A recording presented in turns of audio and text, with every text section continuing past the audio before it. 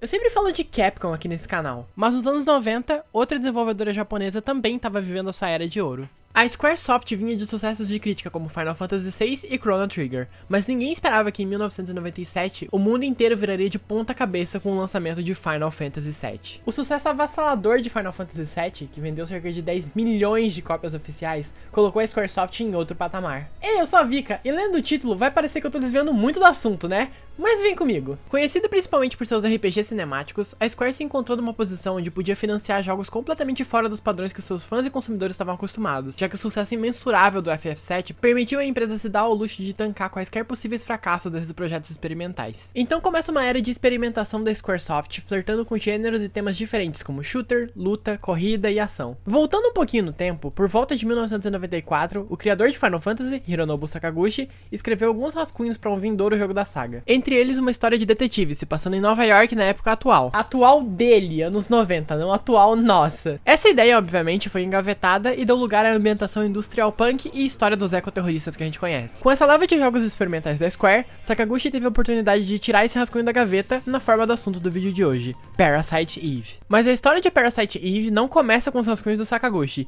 e sim com um livro. Em 1995, o farmacologista Hideaki Sena lança o livro de terror e ficção científica Parasite Eve, que foi adaptado para filme em 97. O livro foi um grande sucesso de crítica e vendas no Japão, dando o pontapé inicial pro boom de J-Horror dos anos 90. Eu não li o livro, que infelizmente nunca foi publicado aqui no Brasil e só foi receber uma tradução para inglês em 2005. E pelo que eu tava vendo online, essa tradução em inglês é meia boca e não faz jus ao texto original. Mas eu vi o filme, e você pode assistir pelo YouTube mesmo. Apesar de não ser necessário ler o livro ou assistir o filme pra jogar o jogo. Ele explica tudo que precisa ser explicado bem direitinho. Dito isso, eu vou resumir o filme aqui pra fins de contexto. O livro e filme, usando o background de farmacologia do Hideaki Sena, abordam a teoria da endossimbiose, uma teoria científica de que as células que formam a maior parte dos seres vivos vêm da união de bactérias ancestrais e organismos microscópicos, com as bactérias se tornando as mitocôndrias presentes em nossos corpos. Mitocôndrias são organelas que absorvem nutrientes e convertem em energia para as nossas células. A teoria é complexa, mas a premissa da obra do Hideaki Sena é bem simples. E se, ao invés de uma relação simbiótica, as mitocôndrias tivessem uma relação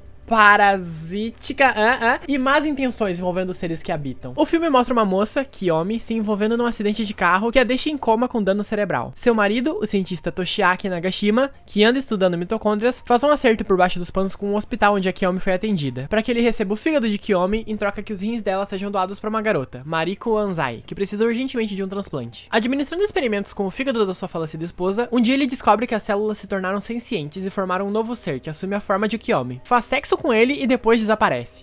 Eu sei, isso foi de 0 a 100 muito rápido. Toshiaki descobre que a criatura, Eve, é um coletivo de mitocôndrias que vem influenciando as ações e a evolução da raça humana, causando o acidente de Kiyomi, influenciando os experimentos do próprio Toshiaki e o transplante de Mariko, a fim de criar o Ser Supremo, o próximo passo evolucionário, com Mariko sendo a gestante que será a nova Eva mitocondrial. Esse nome também é tirado de uma teoria científica. Eva mitocondrial é o nome dado ao teórico ancestral em comum de todos os seres humanos, que acredita-se ser uma mulher que viveu no leste da África 200 mil anos atrás, e tem o seu nome tirado da Eva da Bíblia. O filme tem um ritmo mais lento de mistério, com o final entregando um clássico desfecho de J-Horror, com a criatura incendiando pessoas através das suas mitocôndrias enquanto foge do hospital com a Mariko inconsciente. Toshiaki implora pela benevolência da criatura, trazendo o amor que sente por Kiyomi desde que se conheceram numa véspera de Natal. Mariko é resgatada e Toshiaki abraça Kiyomi/Eve e os dois são consumidos por chamas. A trilha sonora desse filme, composta por Joe Hisashi, conhecido por compor para filmes do estúdio Ghibli, é belíssima. Eu gosto bastante do filme e a forma que ele lida com temas como morte e luto, acompanhando a decadência mental do Toshiaki com um tempero de body horror que é muah. Mas o filme infelizmente foi um fracasso de bilheteria. Isso nos leva de volta a Squaresoft, Sakaguchi e até mesmo a Capcom. Em 1996, Resident Evil foi lançado, catapultando uma nova era de jogos de terror conhecidos como Survival Horror. A fim de embarcar no sucesso que Resident Evil estava fazendo, o projeto Parasite Eve foi aprovado e revelado ao público em 1996, com a Square já deixando claro que a história seria uma sequência do livro e que não teria envolvimento nenhum do autor Hideaki Sena no roteiro. É meio nebuloso porque que a Square resolveu licenciar Parasite Eve ao invés de criar um nome e uma identidade própria. Não faz muito sentido, ainda mais que o jogo não é uma adaptação direta do livro. Se eu pudesse chutar, eu acho que talvez tenha sido por respeito, pelo Sakaguchi ter gostado do livro e ter usado ele como inspiração,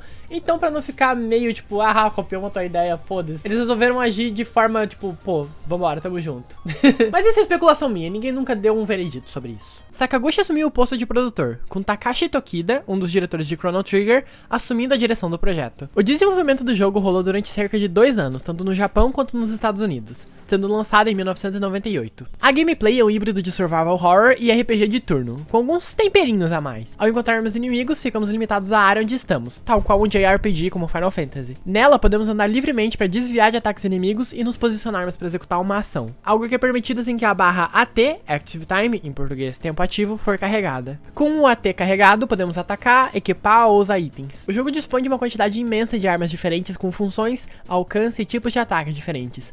Além disso, é possível customizar e melhorar todas elas, usando itens e subindo o nível dos seus atributos, usando o XP que ganhamos após os combates. O que deixa a gameplay super diversificada durante o jogo e caso você resolva rejogar ele. O XP também aumenta gradativamente os atributos do personagem, como a quantidade de vida, o tempo de carga do AT, resistência e etc. Atributos também são modificados dependendo do colete que você equipar e melhorar. Junto com o AT temos a nossa energia e a barra PE, Parasite Energy, que nos permite executar super ataques que seriam como as magias de um Final Fantasy. À medida que subimos de nível, vamos desbloqueando novas PEs com funções diferentes, como cura, atordoamento, ataque. Tem uma variedade bem grande e é muito legal experimentar as diferentes oportunidades de uso de cada uma. Os cenários pré-renderizados ao melhor estilo Resident Evil são lindos, cheios de detalhes e super diversos. É o tipo de jogo que conta a história através dos seus cenários. Todos têm muita personalidade e vida mesmo. O design dos personagens ficou a cargo de Tetsuya Nomura, que já tinha trabalhado com o Sakaguchi em Final Fantasy VII e que vocês devem conhecer por ter criado uma franquiazinha aí underground que ninguém conhece, ninguém nunca ouviu falar. Uma curiosidade tanto é que o Sakaguchi instruiu o Nomura a criar uma protagonista que tivesse o apelo que a Lara Croft de Tomb Raider tinha. Uma personagem que tivesse feminilidade e sex appeal, mas também convencesse como uma heroína de ação. Uma verdadeira femme fatale. Acontece que o Nomura se confundiu nas suas anotações e acabou misturando as instruções de 2 trabalhos diferentes. Mas o Sakaguchi e a equipe gostaram muito do resultado e adotaram como visual da protagonista Aya Brea. E a trilha sonora, que é um espetáculo, foi composta pela lendária Yoko Shimomura, que tinha acabado de sair da Capcom, tendo trabalhado nas icônicas trilhas sonoras de Final Fight e Street Fighter 2, que é, não ironicamente, um dos jogos mais importantes de todos os tempos e uma das trilhas sonoras mais icônicas da história da indústria de games. Ela embarcou no projeto a fim de se desafiar como compositora, já que a trilha sonora, além de acompanhar o jogo, também serve para dar emoção para as cenas, já que o jogo não tem dublagem, só diálogos escritos como um clássico de JRPG da época. A trilha sonora desse jogo é uma das minhas favoritas de games. A ambientação e a trilha sonora criam um tom melancólico que é incrível. Não é um melancólico depressivo, tipo um Silent Hill. Tá mais pra uma solidão confortável, tipo um filme noir, sabe?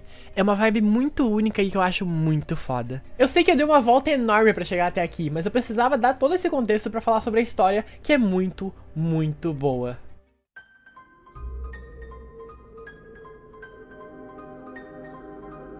O jogo começa mostrando Nova York, já estabelecendo um clima melancólico e a vibe no ar.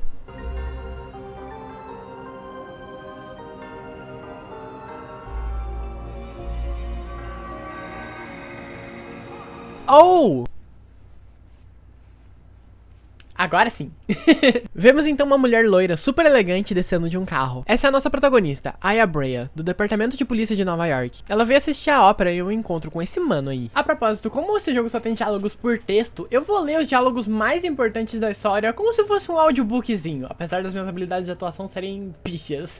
Pra agilizar a minha vida e a de vocês, eu tô usando uma tradução feita por fãs, feita pelo grupo Pobre Runhacks, tradução muito boa, inclusive. O espetáculo mostra um príncipe que tá sendo proibido por seu pai, o rei, de se casar com a sua amada Eva. Minha pequena Eva, Eva. Pois segundo ele, todos que se rendem à sua beleza são mortos. O rei dá a ordem pro guarda queimá-la na fogueira e o príncipe diz que se é assim que ele quer, vai precisar condenar o próprio filho também. A atriz que interpreta a Eva começa a cantar em uma cutscene pré-renderizada. É válido ressaltar também que essas cutscenes pré-renderizadas eram tipo a parada da Square na época. No quesito visual, os jogos deles, principalmente as cutscenes, sempre tiveram anos-luz à frente de qualquer outro jogo na indústria.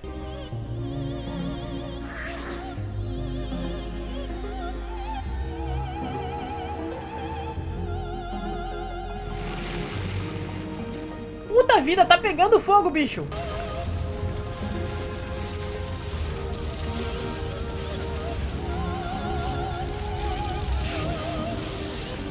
Aya prontamente pula na ação e manda o date dela, que tava entrando em pânico, vazar dali enquanto há tempo. Ela confronta a atriz, que reconhece que Aya é a única pessoa que não foi afetada pelas chamas e diz que ela despertará em breve. Aya sente seu corpo ficar quente e uma aura toma conta dela. Começa então a primeira batalha do jogo, que serve como tutorial para aprender as mecânicas básicas de combate. Aya questiona a atriz. Nossos corpos estão se comunicando um com o outro. Como? Se comunicando? O que você quer? Quanto mais você usar esse poder, mais vai se tornar igual a mim. Poder? Que poder? Quem é você? Eve. Eve? Estou surpresa que você não me reconheça, Aya. Você deveria me conhecer bem. O quê?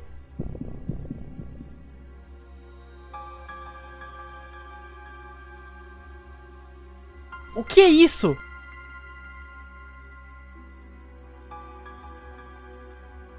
A atriz vai para os bastidores do teatro e Aya segue em seu encalço, onde encontra uma menininha loira que desaparece diante dos seus olhos. Aquela menina não pode ser. Aya então continua em frente e vê um ratinho sofrendo uma mutação e se transformando nessa coisa horrorosa que parece ter sido diretamente de The Thing, do John Carpenter. Inclusive, eu tô ficando maluca ou esse grito que o rato dá é muito parecido com o grito que a coisa do The Thing dá quando tá possuindo Bennings no filme. Se liga aí.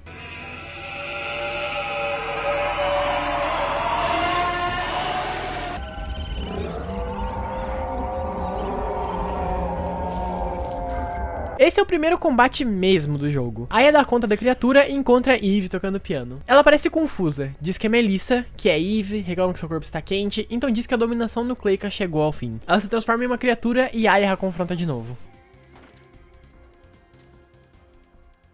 Parece que você ainda precisa de um tempo, querida. Até que suas mitocôndrias estejam completamente livres. Mitocôndrias? O que você tá dizendo? Eu não estou te entendendo. Aya tem outra visão da garotinha, agora sendo encontrada por um médico. Ela desperta da visão e Eve sumiu. Ela segue por uma passagem no chão pelos esgotos, onde enfrenta mais monstros e encontra de novo a garotinha, que foge mais uma vez. Ela alcança Eve e sente seu corpo ficar quente de novo. Eve diz que Aya vai descobrir cedo ou tarde o porquê dela ser a única não afetada pela combustão que rolou no teatro e que chegará um dia que ela irá despertar. Ela então se transforma numa geleca e passa pelas barras de metal, deixando a Aya pra trás pra enfrentar o primeiro boss real do jogo, um jacaré mutante elétrico. O bicho tem duas fases, é meio chatinho de vencer enquanto pega a mecânica do jogo, mas não é nada de outro mundo. Aya volta pro teatro e é cercada por um repórter. Pouquíssimas ideias! Esse é Daniel, amigo e parceiro de Aya. Ela questiona se o Daniel não deveria estar com seu filho, já que é véspera de Natal, e ele diz que o garoto entende que ele é um policial ocupado. Pai ausente Z! Segundo dia, fusão. Aya e Daniel estão na delegacia com seus parceiros Nix e Warner. Daniel diz que conseguiu algumas informações sobre a atriz, Melissa.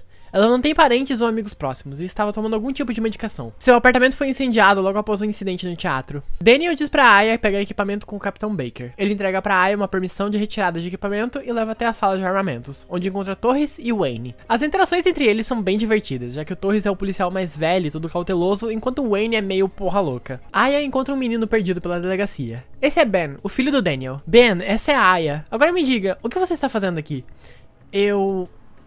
As entradas... Ah, é, o concerto. Desculpe, filho, o papai está muito ocupado hoje, mas eu prometo que eu vou... Droga! Pai ausente Z! A gente descobre através de diálogos que Daniel se separou da mãe de Ben, Lorraine, e fez questão de ficar com a guarda da criança. Mas sendo um policial, ele não tem tempo pra se dedicar ao filho como deveria. O Capitão Baker dá uma entrevista coletiva, tentando botar panos quentes no incidente no teatro. Quentes mesmo, afinal tava todo mundo pegando fogo, bicho. Mas Aya deixa escapar que Eve disse que as suas mitocôndrias eram um tipo de mutação. A entrevista vira um caos e o Baker fica putaço. Ele recebe uma ligação de um cientista japonês, mas não consegue entender seu sotaque e diz que ele tava falando sobre mito sei lá o que. Não seria mitocôndria? Eu quero ver quem é que vai contar quantas vezes a palavra mitocôndria vai ser dita nesse vídeo. Façam suas apostas! Nix diz que leu que um pesquisador do museu escreveu uma nova teoria sobre as mitocôndrias. Então Daniel e Aya se dirigem até lá pra conversar com ele. Quando mudamos a área do jogo, temos esse mapinha 3D de Nova York muito bonitinho pra selecionar qual área estamos indo. À medida que o jogo avança, mais áreas são desbloqueadas. No museu eles encontram o Dr. Hans Schukrut, Clamp, que não dá muita bola pra eles. Aya tem mais um flash daqueles e vê o Dr. Clamp com a garotinha loira de antes. Ele dá uma lição de biologia sobre mitocôndrias serem organismos independentes e cita a Eva mitocondrial, que Aya imediatamente liga ao nome da mulher de antes, Eve. Ao ouvir isso, o doutor dá uma de João sem braço e meio que expulsa os dois do laboratório. De volta ao departamento de polícia, Baker diz que Melissa tinha um concerto solo marcado no Central Park. Daniel entra em choque, pois esse era o concerto que o Ben queria ir com ele antes de ser dispensado pelo pai ausente Z e assume que ele tá indo com sua mãe Lorraine. Eles saem disparado e o Baker manda a Aya o acompanhar. Ao se aproximar do Central Park, o braço do Daniel começa a pegar fogo. Então a Aya convence ele a esperar enquanto ela, que é imune aos poderes da Eve, vai até o anfiteatro. A relação do Daniel e da Aya tem uma energia meio buddy cop anos 90, com a a Aya fazendo o papel da policial centrada e calma, e o Daniel sendo mais impulsivo e esquentado, mas com uma relação meio de pai e filha que dá uma dinâmica muito legal para as interações entre eles. A Aya avança pelo zoológico do Central Park, onde enfrenta diversos tipos de animais mutacionados. Ela chega no anfiteatro e vê Eve transformando as pessoas da plateia em uma gosma nojenta. Ela vai pelos bastidores até o palco. Eve foge e Aya vê novamente a garotinha loira, e a segue pelo parque enfrentando criaturas até desembocarmos em mais uma boss fight. Agora contra essas 4 minhoconas, que ficam entrando e saindo de debaixo da terra. Aya encontra Eve em uma carruagem. Ela sobe, os cavalos entram em combustão e partem em disparada. Eve questiona por que Aya está do lado dos humanos e não ao lado dela, e mais uma batalha começa. Essa é meio complicadinha de começo, por conta do espaço para manobrar ser minúsculo, mas nessa altura do campeonato Eve não é tão forte, então usando a P barreira, que diminui o dano recebido, e se movendo pros cantos da carruagem, dão um jeito de sobreviver e contra-atacar. Eve diz que as mitocôndrias de Aya a levaram até a ópera, e ela se conecta com a mente da nossa protagonista, o que a deixa inconsciente. A carruagem desgovernada bate. Vemos mais uma das visões do hospital, e então Ben encontrando Daniel. Ele diz que sua mãe estava estranha e que ela se foi junto com todo mundo. Daniel volta pra delegacia em busca de Aya, mas não a encontra. Baker manda Warner e Nix ajudarem a evacuar a cidade. Daniel deixa Ben com o oficial Cat, que leva ele pra conhecer Shiva, uma doguinha policial. Quantos anos você tinha quando descobriu que os policiais caninos se chamam K9 porque em inglês a pronúncia é K9? A cidade está sendo evacuada e assistimos uma cena de um japonês, que se apresenta como Kunihiko Maeda, tentando se comunicar com alguns policiais que estão bloqueando a sua passagem. Até que um deles entra em combustão e Maeda usa a oportunidade pra avançar o bloqueio. Mais um flash do hospital aparece e Aya acorda em um cafofo, onde Maeda tá assistindo TV. Assim que ela recobra a consciência, Daniel aparece e diz que Maeda a encontrou e trouxe ela para um local seguro. Aya conta o que aconteceu no Central Park e Maeda comenta sobre um acidente parecido que aconteceu em menor escala alguns anos atrás no Japão. Ele faz um resumão do plot do livro / filme e diz que deu continuidade à pesquisa de um cientista. Ele não cita nomes, mas tá claramente se referindo ao Dr. Yoshiaki. Assim que soube do incidente no teatro, ele voou para Nova York para investigar mais a fundo. Maeda fica intrigado com a resistência de Aya aos poderes de Eve, e ela se mostra preocupada com a possibilidade de acabar ferindo ele ou Daniel. Maeda os deixa sozinhos e Daniel bate o pé que não vai deixar a Aya se virando sozinha com esse pepino, mesmo que isso arrisque sua própria vida. Quando eu toquei Eve, esse sentimento era Maya? Mas Maya morreu num acidente de carro com a mamãe. Não, isso não seria possível. Terceiro dia, seleção.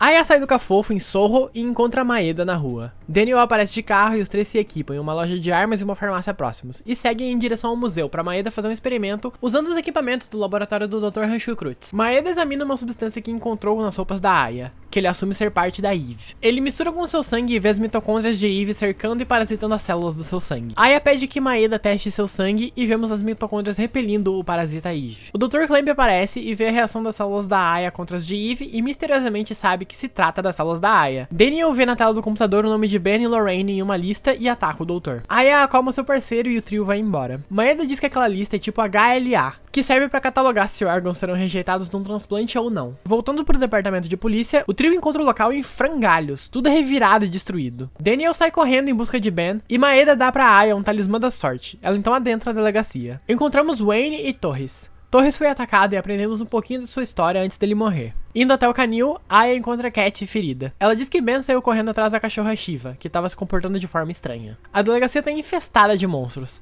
A essa altura do campeonato eu já tinha upado bastante para desbloquear a minha PE favorita do jogo, Energy Shot, o tiro de energia.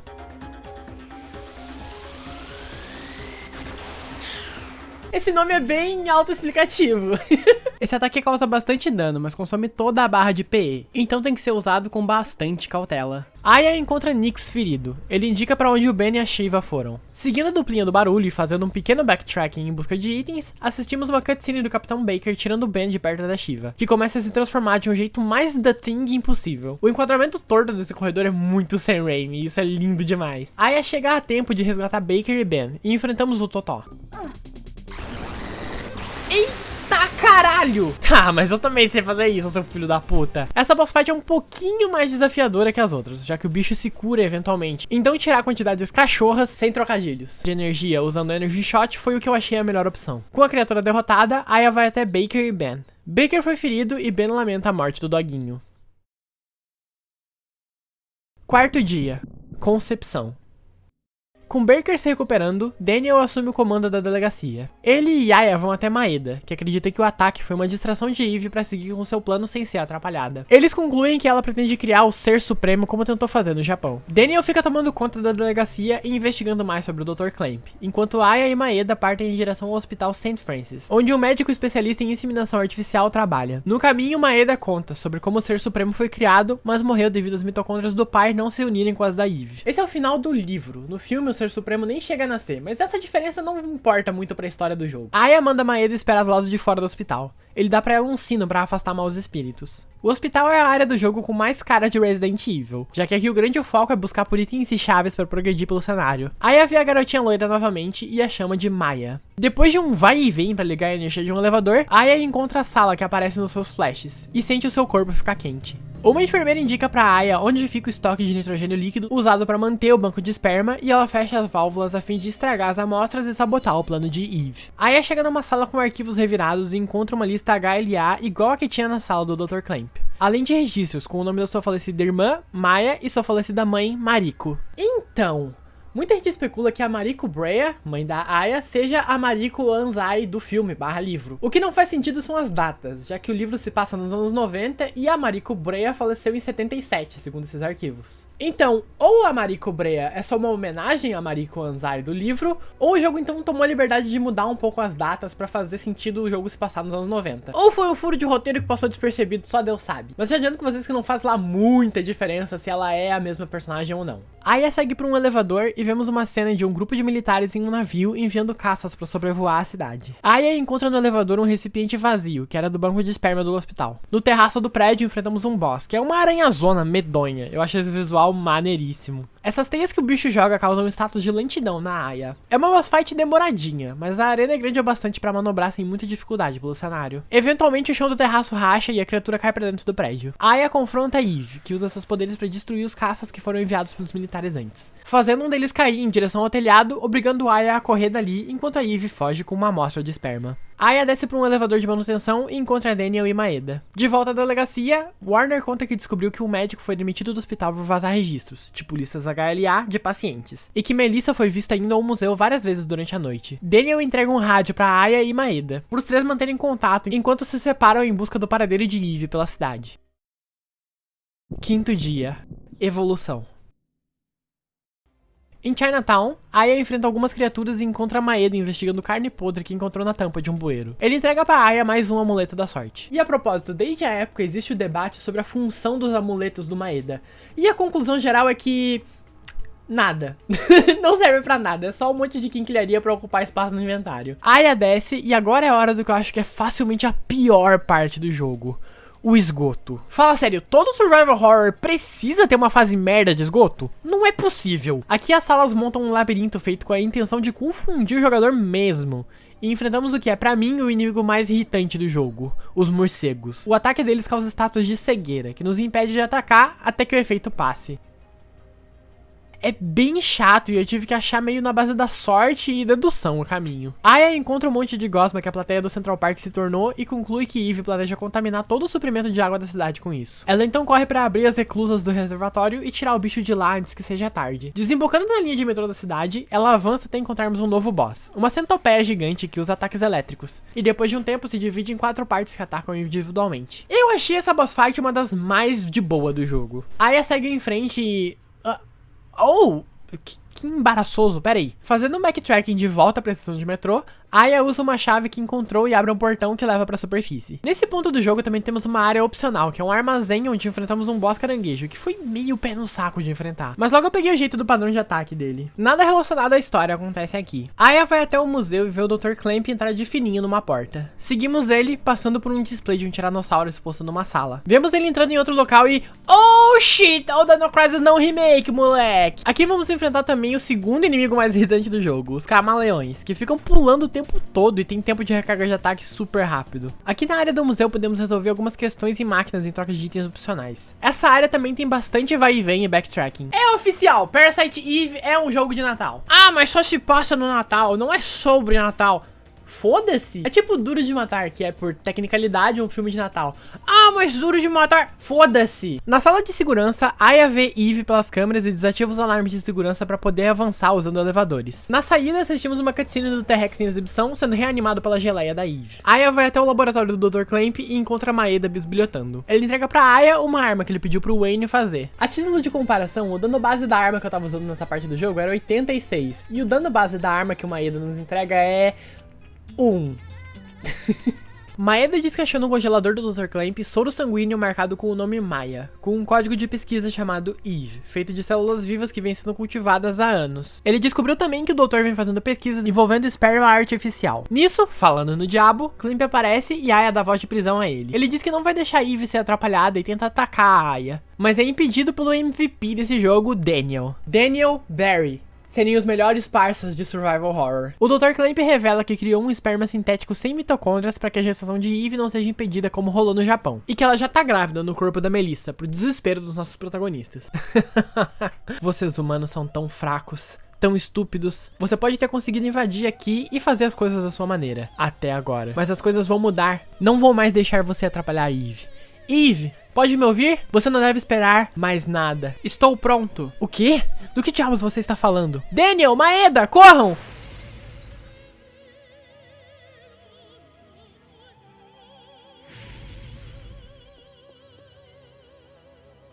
Ah, entendi. O poder da sua mitocôndria não deixa que você queime. Mas por quê? Por que ficou aqui pra tentar me salvar? Em primeiro lugar, eu sou uma policial e esse é o meu trabalho. E acima de tudo, eu sou humana.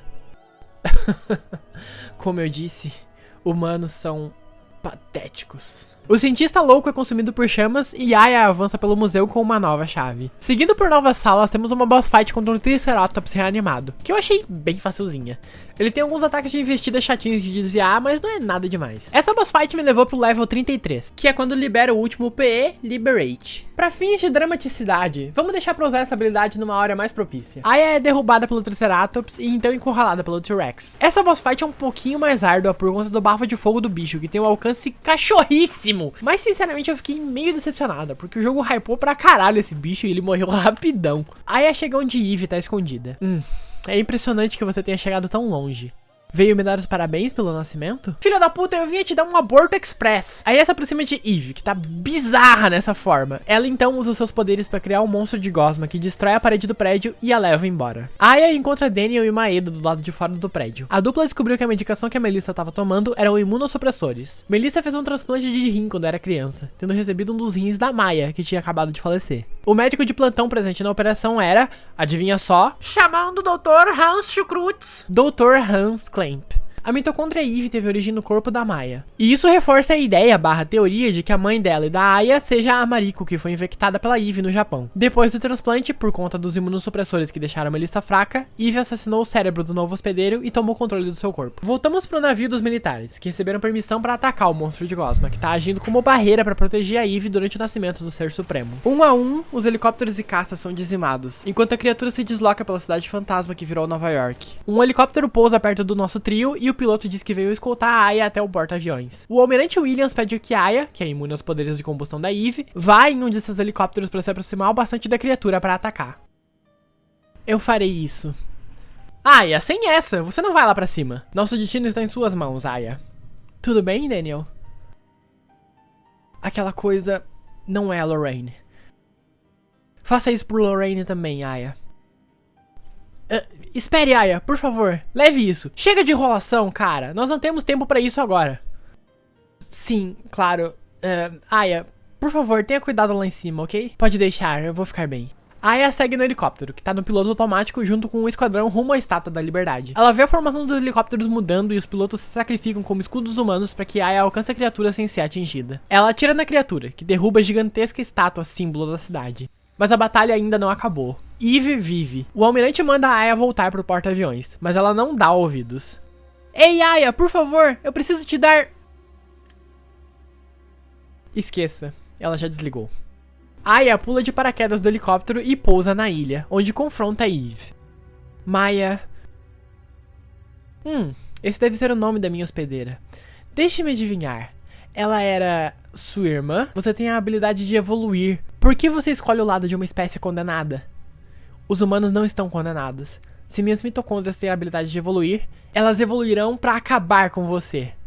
Eve faz mais um discurso de super vilã sobre as mitocôndrias terem permitido aos humanos que prosperassem, mas que agora eles não são mais necessários. Sinceramente, essa cena deveria ter acabado na frase de efeito da Aya, ficaria muito mais foda.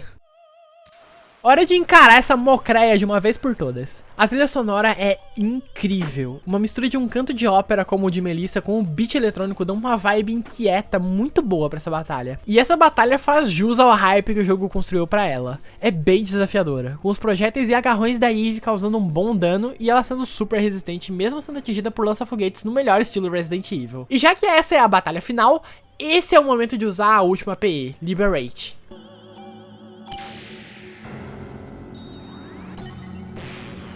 Uou! Essa habilidade faz Aya liberar o seu poder mitocondrial para se transformar em uma criatura e desferir vários ataques poderosíssimos no inimigo. Eu acho lindo o design da Aya no estado Liberate. Tem uma vibe alienígena, mas ao mesmo tempo meio angelical. É lindo demais. Depois de algum tempo, Eve elogia a persistência de Aya e se transforma mais uma vez, assumindo uma forma mais humanoide que tem movimentos bem rápidos e ataques que prendem Aya no chão. E também tem esse super golpe que dispara um puta míssil de energia de cima.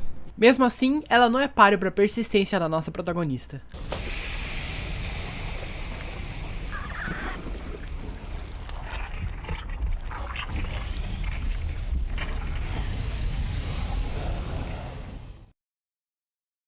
Sexto dia, libertação.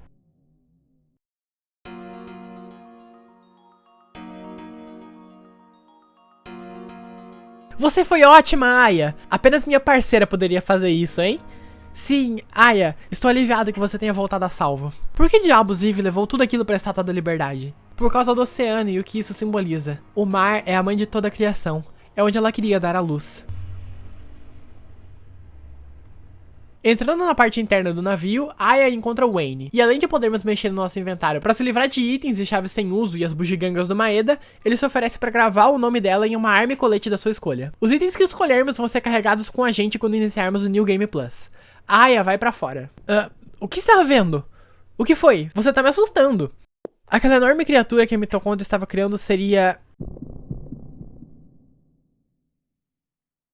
Não seria o útero para o Ser Supremo? Não!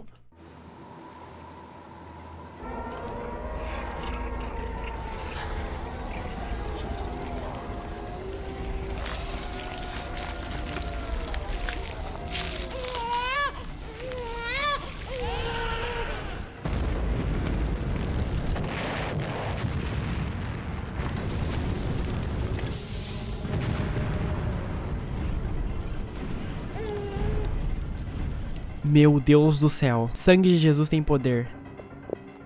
Nós vamos fugir de helicóptero, por favor, sigam-me. Acho que tudo que podemos fazer agora é correr. Aya, vamos! Aya, qual é o problema? Eu preciso cuidar disso. Aya, não! Não se preocupe comigo, eu voltarei. Por favor, apressem-se! Cala a boca, cara! Aya, por favor, pegue... Corta essa de bugiganga voodoo, né? Nós não temos tempo a perder. Não, Daniel, por favor, isso é diferente. Não é uma bugiganga voodoo. Rápido, por favor. Vocês dois precisam ir agora.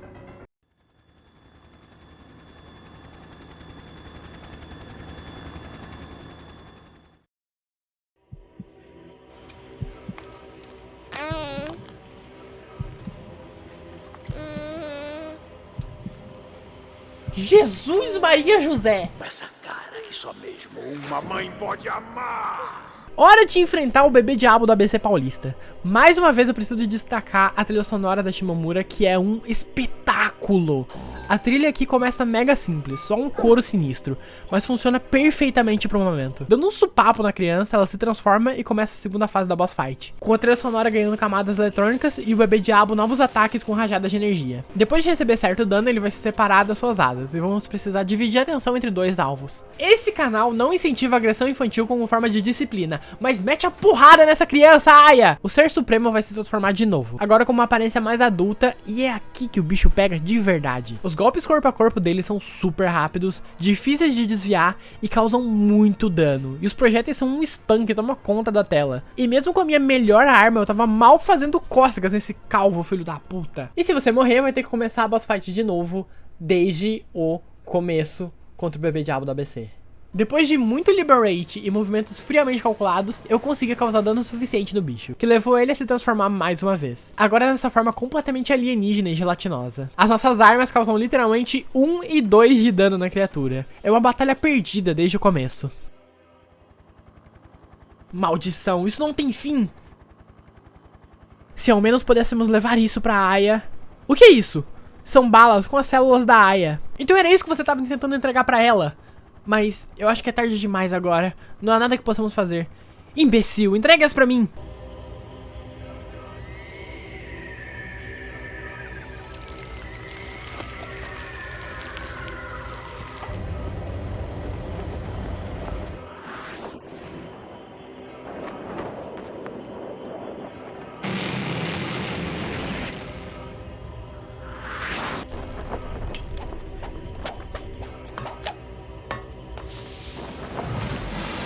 O Daniel é muito foda! A Aya se arma com a pistola que Maeda deu no museu e a carrega com as balas que contêm suas células. E olha o dano dessa porra, que delícia! A criatura começa a colapsar. Mas não vai desistir tão fácil. Essa parte tem um gostinho de sequência de autodestruição de Resident Evil, com os Ser Supremos nos perseguindo pelo porta-aviões com uma trilha sonora à la Tubarão. Se correr o bicho pega, se ficar o bicho come. E se o Ser Supremo encostar na Aya, é hit kill. E você vai ter que dar load antes da boss fight começar e jogar tudo de novo. Se você fizer uma curva errada, pronto. Caput, finito, acabou. Load, boa sorte. Desde o começo do vídeo eu tô sendo praticamente só elogios pra esse jogo, mas eu vou ser justa como eu sempre sou aqui nesse canal. Que game design bosta, meu Deus. É o jogo te punindo indefinidamente por um negócio que não tá no teu controle. O jogador diz tipo, eu vou ali, pá, o jogo te dá um tapa na mão. É muito, muito frustrante isso. Então, sebo nas canelas! Run, Forrest, run! Corre, piranha! Corre! Aya vai até a sala da caldeira e aumenta a pressão pra fazer o navio explodir. A embarcação vai pelos ares, levando o Ser Supremo consigo. Corta pra Aya, Maeda e Daniel, que sobreviveu à combustão por ter caído na água. Aya segue confusa sobre a origem do seu poder. Então Daniel e Maeda explicam que descobriram que quando criança, ela fez um transplante de córnea por conta de um problema no olho. E a córnea transplantada era da sua falecida irmã, Maya, o hospedeiro original da mitocôndria Eve que causou todo esse inferno que ela viveu nos últimos dias. Com a mitocôndria Eve no corpo de Aya sofrendo uma mudança evolutiva diferente da de Maya, criando uma relação simbiótica ao invés de parasítica. Maeda reflete sobre os incidentes no Japão e Nova York serem uma mensagem para a raça humana, que são como parasitas habitando e destruindo o planeta Terra. Nosso trio de protagonistas vê o sol nascer no horizonte. Essa foi uma longa noite.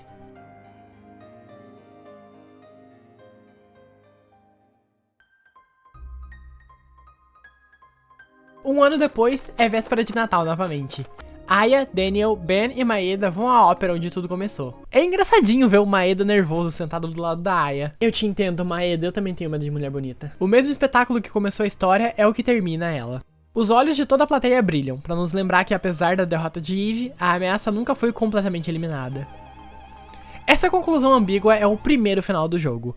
Terminando o game, temos acesso ao EX Mode, que funciona como o New Game Plus do jogo. Algo que é super comum hoje em dia era uma novidade pra época, e o termo New Game Plus foi cunhado justamente pelo trabalho anterior do diretor Takashi Tokida, Chrono Trigger. Mas em Parasite Eve, o New Game Plus eu acho meio chumbrega, porque você só tem acesso inicial àquela arma e colete que escolheu que o Wayne gravasse no final do jogo. O resto, de armas a XP e PE, precisa ser desbloqueado normalmente de novo. O grande chamariz desse modo é que ele dá acesso a uma nova área, o Edifício Chrysler, que são 77 andares que precisamos progredir, enfrentando monstros e boss fights. É similar ao que é o modo Bloody Palace do Devil May Cry, sabe? Aqui tem inimigos e armas exclusivos desse modo. Mas a foda é o seguinte, começando o jogo a gente precisa passar por toda a sessão da ópera e a parte de história até chegar no Central Park, que dá uns 40 minutos de jogo. E depois desses 40 minutos, se formos direto pra área nova, a gente não tem level suficiente pra dar conta do desafio, porque isso é um cenário muito difícil. Inclusive, o recomendado para encarar esse desafio é ter desbloqueado pelo menos a PE Liberate, que só libera lá no final do jogo, na parte do T-Rex. Além de todos os 77 andares terem seu layout randomizado, com a intenção de criar um labirinto, tal qual a parte do esgoto em Chinatown. Não. Esse modo é feito para ser difícil e a recompensa para completar ele é, justamente, o segundo final do jogo. Eu não tive tempo de fazer isso, gente, desculpa. Eu não vou ficar sei lá quantas horas farmando indefinidamente só pra fazer o segundo final pra esse vídeo. Desculpa, mas não obrigado. Mas pra parte de história não ficar faltando o segundo final, eu vou usar um vídeo que eu achei no YouTube mesmo. Postado pelo canal Star Soul KLR, eu vou linkar na descrição. No último andar do edifício, Aya encontra Maya, ou melhor, Eve, a Eve original, ainda no corpo da Maya, que criou um ninho no edifício para se precaver, caso a Eve no corpo de Melissa e o ser superior falhassem contra a Aya. Eve, talvez por pura maldade, deixa a consciência de Maya assumir o controle para conversar uma última vez com sua irmã. Quem é você? Maya, sou eu. Como você sabe o meu nome? Onde estão mamãe e papai? Cadê a Aya? Você é mesmo a Maya? Eu estava no carro com a mamãe, então meu corpo começou a ficar muito quente. Onde eu estou? Eu preciso ir pra casa, eu preciso. A Aya tá esperando por mim. Eu estou aqui, Maya. Tá ficando quente de novo. Maya, me responda. Desculpe por interromper a reunião. Eve? Teve bons momentos, relembrando? Cara, que cena de cortar o coração. E de novo, a trilha sonora incrível faz essa cena, que é só texto, ter uma carga emocional gigantesca. A Yoko Shimomura não é uma lenda à toa. E esse é o último boss, a Eve raça pura, que se transforma assumindo um visual que lembra bastante da Aya quando usa a habilidade Liberate. Afinal, ela e a Maya são irmãs gêmeas. Essa batalha é um absurdo. Tem de tudo. Golpes devastadores, recuperação de energia, tem projétil, agarrão, corpo a corpo, tiro, porrada e bomba. É uma baixaria JRPGística. Eve é derrotada e Aya sente seu corpo esquentar. Eu despertei, diz uma voz dentro de Aya. A hora finalmente chegou. E Eve perturba a Aya, dizendo que vai se apossar do corpo dela por conta da sua evolução mitocondrial. Mas é interrompida e impedida pela voz e consciência de Maya. Aya desperta e sente seu corpo como era antes de Eve / Melissa despertar sua Parasite Energy na ópera. Maya, eu estive esperando. Eu sempre estive esperando você voltar pra casa com a mamãe. E sempre estive à procura da outra eu. Mas você sempre esteve comigo, não é? Sempre, o tempo todo. Vamos pra casa, Maya. De uma vez por todas.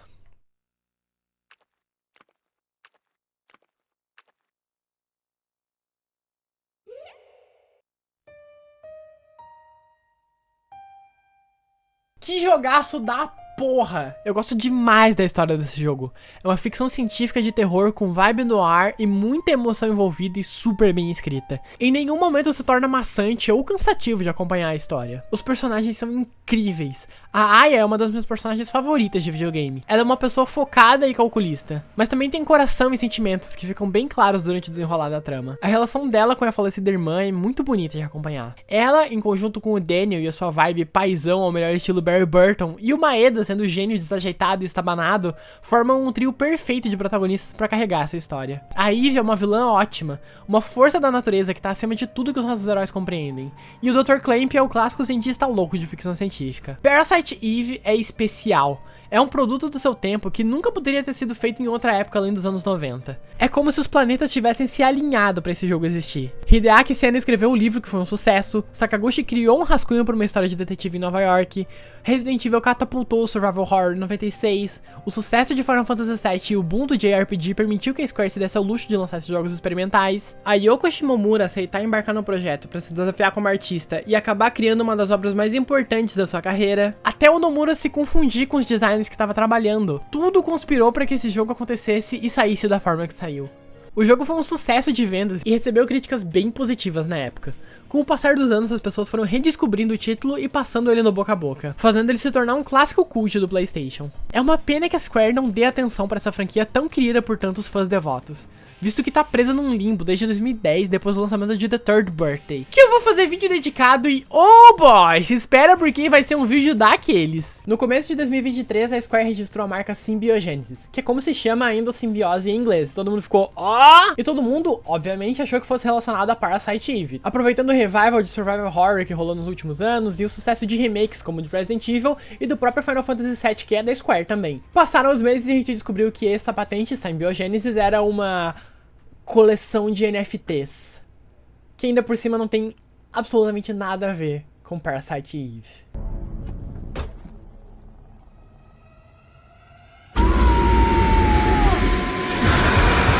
Isso é tão estúpido que parece que eu tô zoando. Eu acho que a Square é a única empresa do mundo que lembra desse surto coletivo que foi os NFT, gente. 2023 marca o aniversário de 25 anos da franquia e os fãs não receberam nenhum tapinha nas costas, nenhum postzinho nas redes sociais lembrando que a franquia existe. Para não dizer que nada da franquia nunca mais saiu do limbo, a trilha sonora foi relançada em CD e rolou um evento temático da franquia que trouxe Aya, Eve e o bebê diabo por tempo limitado para Final Fantasy Brave Exvius. Deixa eu ver aqui o que é Final Fantasy Brave Exvius.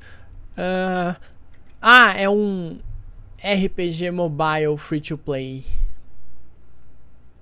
Mais crédito onde deve ser dado. Eu achei muito bonitinhas as animações da Aya, com a grade de alcance do golpe e a forma Liberate. Essa pixel art ficou muito chiquita. A propósito, eu quero aproveitar esse vídeo para desejar a todo mundo um Feliz Natal e boas festas de fim de ano. Não comemora o Natal ou tá assistindo esse vídeo em outra época do ano, não tem problema. Feliz dia, tenha um bom dia, aproveite o seu dia. Em 1999, um ano depois do lançamento do jogo, foi lançado Parasite Eve 2, o primeiro jogo da história da Square a ser uma sequência de outro jogo. E fugiu um pouco da fórmula que fez o primeiro cair nas graças do público. Mas isso é papo pra outra hora.